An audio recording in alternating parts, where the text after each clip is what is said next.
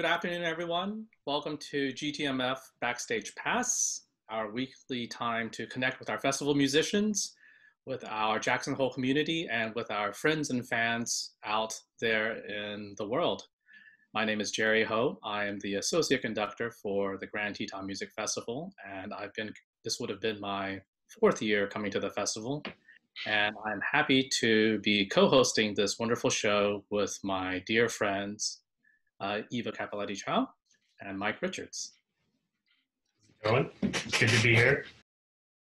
My name is Eva Cappelletti-Chow. Thank you, Jerry, and I'm a violinist in the orchestra, and I have been coming to GTMF for almost 20 years. And I'm excited for today's show because we get to feature the violinists. But while we're waiting for them, Jerry, I wanted to ask you, you had given me a lot of different links while we were talking about what's going on in this time, and I specifically loved a couple of them that really stand out to me. There's the one from the San Francisco Conservatory, the Center for Innovative Leadership, and talking about what's happening during this time. There were some horn hangouts that were kind of cool to see what they're doing that's similar to what we're doing. Brene Brown, you came up with that. That's been really fun too.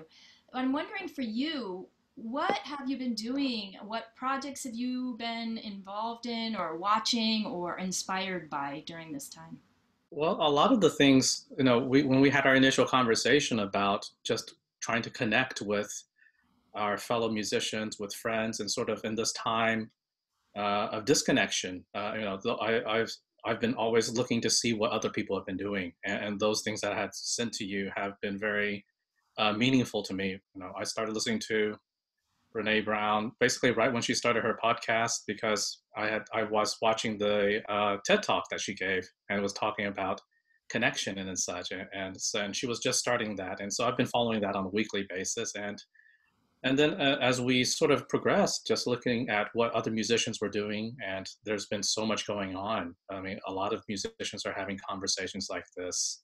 One thing that I was looking at yesterday, actually, friend of the festival, Kirill Gerstein, has been hosting conversations with various musicians and such. And I started watching one he had with Ivan Fischer, the Hungarian conductor and of the Budapest Festival Orchestra. And they're talking about what they think about the future of the orchestra is. And they had some really great things. And another thing is, as an alumnus of the National Repertory Orchestra, they've been offering this great series of master classes, and just seeing these wonderful musicians from Philadelphia Orchestra, New York Phil, a lot of just all over the country, just doing some teaching and have a chance to have a sneak peek of them teaching. So those have been things that have been feeding me as a human and as a musician. You just gave me like 5 more things now that I want to check out. So, and what I'm really hearing and what you're saying is like, the way that people are engaging right now, since it's all online, is like almost the behind the scenes. It feels to me that both the musicians are hungry for, and those who enjoy the arts are hungry for seeing behind the scenes. The projects that are happening are sort of more intimate and personal than they would be if we were just coming to concerts. Yeah, absolutely. I mean, I just remember watching the Met Gala. I guess it was almost 2 months ago.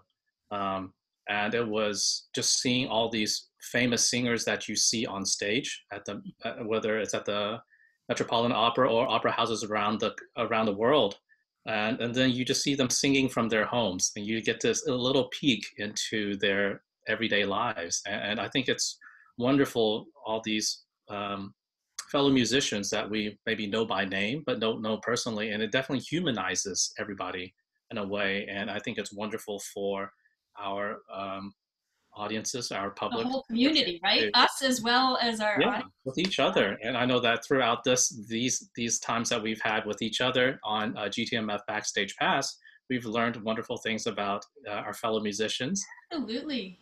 Well, speaking of sneak peek, let's invite our guests on. So, Mike, if you will do your magic and bring our guests to the fore.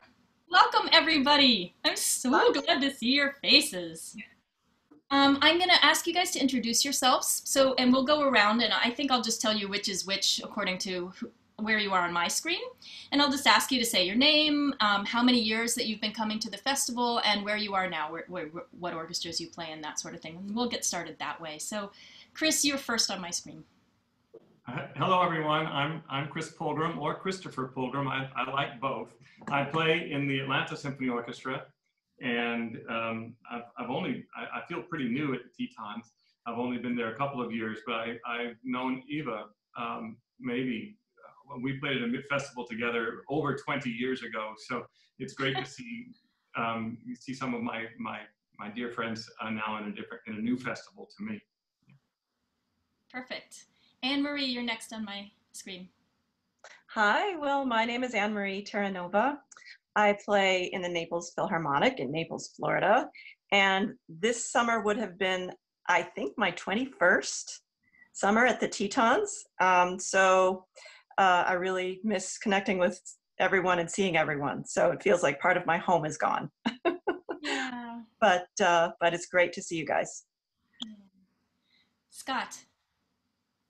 Hi, everyone. I'm Scott Mozlin from the Cincinnati Symphony. And I've only actually been at the festival 9 seasons, but it's over a span of 34 years, which Wow. I can explain a little bit more as we go along. Gosh, I didn't really realize that, Scott. I took a 21-year hiatus. Wow. Okay, there's definitely more behind that. That's cool. Jenny. Hello, I'm Jennifer Ross, violinist in the Grand Teton Music Festival. Recently retired principal second from the Pittsburgh Symphony. And this would have been, I can't decide if I'm embarrassed or proud to say this, but I'll just say it because y'all are friends. This would have been my 39th summer in Jackson Hole, which is shocking to me. And I am coming to you now from Jackson Hole, Wyoming, which is my permanent home now since I left the Pittsburgh Symphony. I'm looking at the Grand Tetons at this moment. There's some clouds over the mountains, one of those typical afternoon storms coming in. The wind is kind of picking up, which I love. Anyway, it's wonderful to be here, but it's also kind of painful to be here knowing you all are supposed to be here with me and you're not. It's really hard. I'm wondering for you all, what has been either projects or things that you're doing online, or things that you're finding that are inspiring for you during this time? I've been inspired by so much of what other people have done online. And this actually joining in today is rather new for me. I've enjoyed I haven't been that active with music online, but I've been active getting exercise, riding my bicycle, and when I do get out the violin again, it's been very interesting to sort of work out things, notice things about my posture and about my playing that I can look after now a little bit better. I think I have fresh ears, and also, yeah, I've noticed some things that I'd like to make better, and some habits maybe that come from playing in orchestra so much because I've done it for so many years. The little break's been good for me.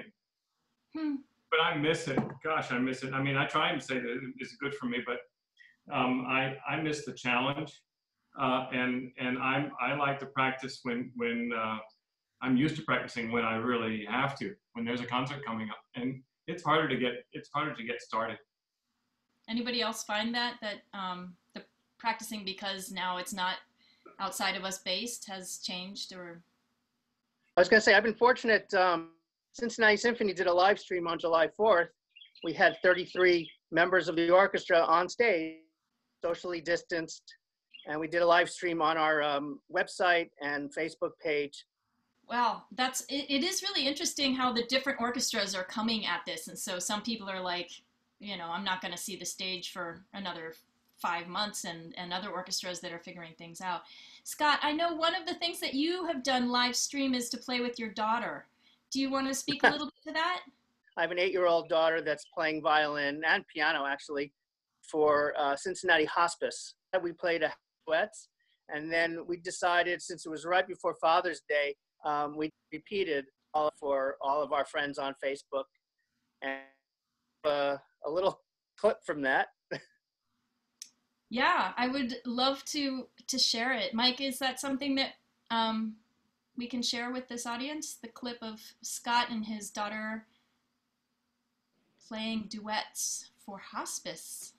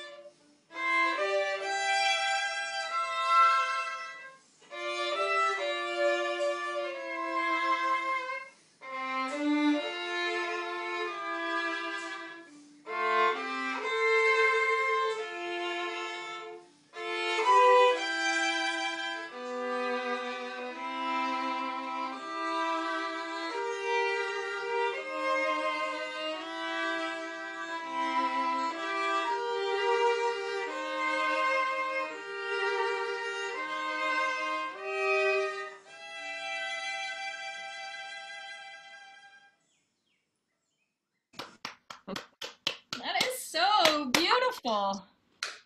You play so well together. Yeah. So much time during the pandemic that we decided to play left-handed. Yeah. So you're multi-talented. You can ambidextrous now. That's how you've used It your actually is.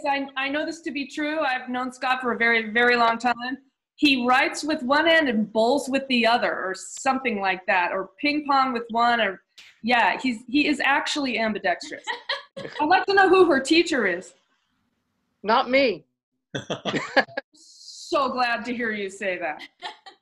Jenny, what projects, anything that, besides the inspiring view out the window right in front of your face, what have you been using to keep yourself buoyed during this time? I have been all over the map.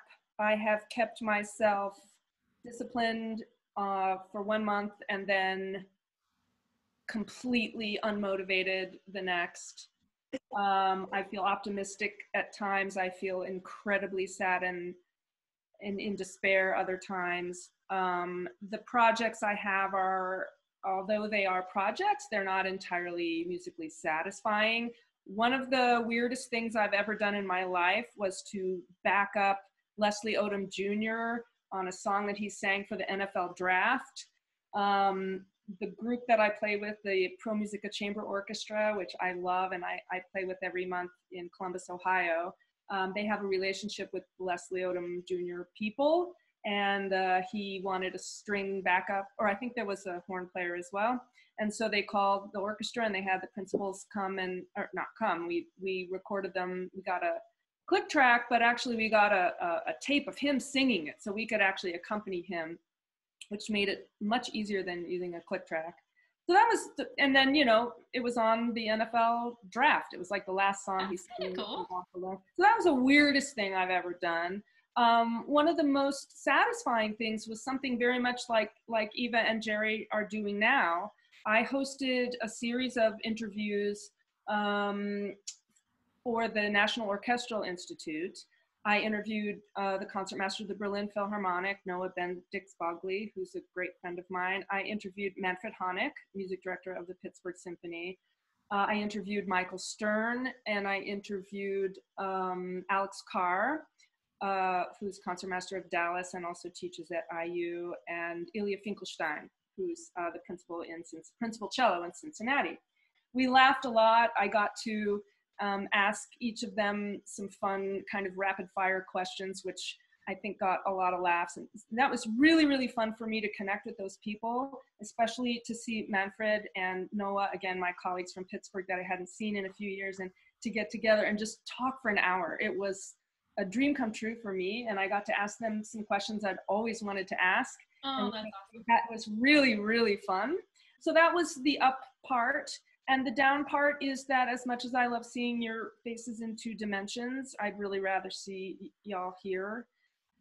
It took me by surprise how much I miss that human connection paired with the music making, that looking at someone's face and being able to interact with them on a personal and musical level. We're talking here, it's great to see y'all, it's great to talk to you, but it just tamps it all down. It's just not the same. It's been a struggle. I have seen a few silver linings for sure, especially in the beginning. When everything shut down and everything was just totally quiet, it was kind of amazing here, actually. I mean, just like a ghost town. And we all have time to reflect. I'm done reflecting. I'm so hyper reflective. I can't even anymore. Yeah, no, I mean, it's funny that, Jenny was talking about feeling quite comfortable being alone. And I can totally sympathize with that. So a lot of things about this don't feel uncomfortable for me. And I have been surprised at, just sitting next to someone and hearing them breathe before they play. Like, that kind of visceral kind of, you're living on this planet with somebody, feeling that I never even really thought about until now. But I have a little bit of a flip side of the story. I've been thinking seriously about taking a sabbatical for the past few years. And this was just sort of an enforced sabbatical happening for me. And, it's funny, I've been reflecting. I started off my musical life as a serious pianist. And a lot of it was just alone. It was very solitary. It was a lot of hours in the practice room. And one of my piano teachers had suggested that I try the violin just for kicks. And it turned out that the thing that was just for kicks ended up being way more fulfilling than what I was doing alone in my practice room. And then I became a violinist, and then everything was about, being tested and performing what you're supposed to play and playing how you're told to play, and how do you play Brahms 4 where you play it like this, and how you play Magic Flute where you play it like this. And so having this time in my life to just pick up the violin and say, I think I'm just going to play something that I feel like playing, how I feel like playing it. And I mean, I've not had a chance to do this since I was a kid, with no one listening, no performance in sight, just do it how I want to do it. And it's really been an amazing thing for me to reconnect with myself and figure out, oh wait, okay, who am I? What am I doing here? This is a violin, and we're supposed to do what? And I remembered that I loved it, rather than just having it be a job. And I've also returned to the piano, if only just to accompany my kids who are also learning violin, with my mother-in-law, not with me. And she's amazing, but they requested that I accompany their book 1 recital, and it was the first time I touched a piano in over 30 years, and it was just so much fun. And so one thing this has brought back to me is just that I can have fun on my own with my instrument, and that's just been, I don't think I would have had that experience had it not been forced on me. Yeah, interesting word, the sabbatical. Jerry just used that recently as well, this sort of imposed sabbatical, enforced sabbatical. I have a question for all the violinists. Do y'all just basically automatically turn to Bach? I actually have a friend who has been starting every morning listening to a Bach cantata, so I adopted that. Bach has been I'm just curious if that's a thing that everybody experiences, or that's just me. I think that was a no-brainer, the Bach, sort of because that's what we've got. That's sort of our bread and butter. But I started with taking out G minor sonata right off the bat, just to kind of go back to the first one and go. I went through them from the first one to the end. And another thing it just started reminding me of was the John Harbison 4 songs for solo violin, which I love, love, love, love, love. And so I've been doing this completely for myself project of juxtaposing each movement of the Bach G minor sonata and the John Harbison 4 songs with the Bach, and it's just been sort of a mind-blowing experience for me just as a violinist. It's just been getting me thinking in a totally different way than orchestra head, you know. Chris or Scott? The Bach is my go-to. After I get things going, it seems like always within about 10 minutes of playing whatever I feel like, I sort of launch into into a fugue or some Bach, and I always find something there that I want to work on, and it's really what reminds me why I love the violin so much, and it's virtually foolproof. So I love that. I've been asked to play some, now that I think of it, I have been asked to play some sort of special thank you videos for some board members in Atlanta. And so I worked out 4 movements from 4 different ones in a couple of days, and that felt good. I didn't, to go ahead and get those going. So yeah, Bach. And there's also a composer in Atlanta, Michael Kerr, the bass player, who also writes for the Atlanta Symphony Orchestra, and we recorded some of his symphonic works, and I asked him to write a solo violin arrangement of a piece that a movement of one of his orchestral works. It's called Bird Sing Love. And it's an oboe solo that Elizabeth Cook Tishon, who plays at the Tetons, she played the solo when we recorded it in Atlanta, but I got to work up the solo violin, but I haven't recorded it yet or shared it with Michael, so I need to get on that. I'll be totally honest and candid. I haven't been practicing much except for working with my daughter.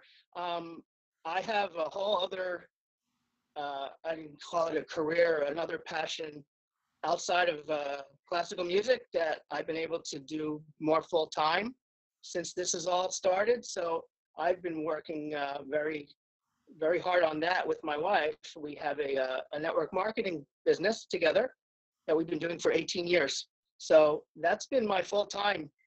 Wow. While we've been out of work, and it's been wonderful. Jerry, I want to check in. I know we've been talking for quite a while. What's happening in the chat? Are there comments or questions for anyone? Sure. Well, I just want to just give a shout out to all our friends out there. A lot of the people that, Jenny, that you're talking about missing are here watching all of you because they miss all of you as well. So just a little bit, it's like Juan is out there, Kristen Sonnenborn, Linda Hurwitz, Marcia, who we recently celebrated her 50th, Nancy Gooderl, Susan is out here as well. There was a question here from Bonnie Blankenship, and it was, she says, thank you for being open and honest about finding it difficult to stay motivated to practice without a performance to prepare for. I know many arts administrators who sadly don't touch their instruments anymore. Any advice you could give to those of us who have seriously studied an instrument but have drifted away from it? It kind of makes me think about what I would do for myself, because I don't think we're that different. If you play an instrument, whether you're a professional or an administrator or an amateur, maybe put on a recording and play along with it. Just so that there's, I used to do that when I was preparing for auditions. One thing that I forget is that people just want you to share music with them, even if it's simple, even if it's something that's, uncomplicated and just from your heart, and, or playing duets with someone who isn't, before this started, I would play duets with somebody who wasn't a musician, and it means more to them than I always think. So that's also a really great way to share that and to be motivated to do it. There's been something I've been wanting to do with my violinist friends. So, and I sort of created a list of things that are Jackson Hole in the know questions. So you get to just sort of comment on which one is the one, it's like this or that. Okay, so here's the first one. Dornans or Persephone? Persephone. Dormans. Dornans on a weekday. Definitely in the fall when all the tourists go home. Bradley Taggart or Delta Lake? Delta Lake. Yeah? Yeah. Delta. So all of that question, both questions are time sensitive. When you have tiny, Oh, goodness. Let's keep it easy. Let's keep it easy. nothing is easy, Eva. Yeah, we're talking violins here. Liberty Burger or Brakeman's? No, you're asking the wrong question there. Oh, that's right. Sorry, no burgers. Bird, no, the bird. The Bird. There you go. Nora's Fish Creek or the Bunnery? Oh my. Scott. I'm vegan. Am I allowed to go to either one? I think Nora's might have something for you. Wow, I'm just suddenly realizing how many of these are food. Teton Village or the Aspens or Snow King? Oh, or your home, Jenny. Village for me. I Did guess you Village. answer- Yeah, the Village. Chris? I haven't stayed at Snow King yet in Jackson, so I'm curious about that, what it would be like to be in town. But I enjoy Teton. I enjoy the Village and Aspens. They've been great. Kayak or paddleboard? Love them both. I can't. Well, I don't have Susan's kayak skills, so I'm going to say paddleboard. Kayaking with Susan. There you go. That is the answer. Hot air ballooning or paragliding? Never done it. Jenny's out. Really? I paraglided. That was fun. Wow. No. Paragliding, probably. All right, this is one I know what Jenny's going to say. Camping or glamping? Oh, you do not know what I'm going to say. What am I going to say? You're going to say camping. Yeah. But Yeah. glamping is good too. Don't get me wrong. Is that right? Okay. Oh yeah, I've done both. They're both have their. But camping, I mean, if you wanna be in solitude and you wanna be in nature, so. Camping. Anne Marie, are you a camper or a glamper? Camping. Camping. Scott. What is glamping? Camping is like you've rented what are those things called that you cross the country in and you sleep in that and you call it RV? camping? An Yeah, arm. like an me. RV. Yeah. That's me. Yep. Yep. You've got like the microwave inside and the Give me a rest- hotel at the end of the hike. Yes. Chris, what are you, a camper or a glamper? I love them both. If I could only have one, I think camper. Last question. GTMF bass section party or violin section party? Ooh. I'm going to get in trouble here. You know the answer then, be honest. But look, Oh, the answer. Question is, how do you snag an invitation to the bass party? That's I know about the bass parties. Right, that's a question to our attendees out there who are You need to bassists. know somebody. I heard about the bass parties, but I wasn't asked to participate. Maybe next year. Do we notice something in common here, ladies and gentlemen? You have a thought on that, Anne Marie? I see you. I'm taking the fifth. Wise. That's awesome. Although I will say, the best gazpacho I've ever had, Deborah Dunham has made at a bass party that I crashed. So Hey, that's how you do it. You have to crash the party. gotta get it done. Yeah. It says in the chat, crashers are welcome. So, all right. Thank you, Corbin. Yeah. That's awesome. I think it's always an open invitation to the bass party. You don't need to snag anything. You just show up with beer and then enjoy the fun. Bring beer and sausages, Gail will. It contributed. All right. Well, before we go to our own party here, I have one last element that I want to bring into this, which is the music. I asked you all if you had any music that was inspiring to you, and one of the answers from Chris was Berlioz's Symphony Fantastique. And so I've pulled a little clip for us to listen to, but first, Chris, I wonder why you chose that one. What was significant about that for you? Well, there were a few things that happened that I really enjoyed that week. I enjoyed Denev, his conducting, and he had great fantasy, and he was talking about whirligigs and toys, and he was just imagination just from the start, very engaging. One of my dear colleagues who now plays in the Metropolitan Opera Orchestra, Bruno Eicher, was over in the first stand of the second violins. I was somewhere third stand first or something like that. There was something going back and forth between the first and seconds. And I hadn't even had a chance to talk to Bruno yet. It was in the first rehearsal. We goes back and so there was Bruno looking at me as we went back and forth. And then the basses were right behind the first violin section. And Robin, I think, was playing, and others in the bass section. And Deneuve really got them going. And so I could feel the sound of the basses sort of vibrating my whole, and so that all of that made it really, really exciting. And that piece, we were encouraged, or at least I felt like we were, to play with a lot of imagination and huge tempo changes and dynamic contrast that I thought we achieved. And so that was really, it's one of my favorite pieces anyway in orchestra. It's a really fun piece. But I thought it worked really well. I enjoyed that week. Awesome. So Mike, can we listen to that, and then I'm interested to also hear others' reflections on that.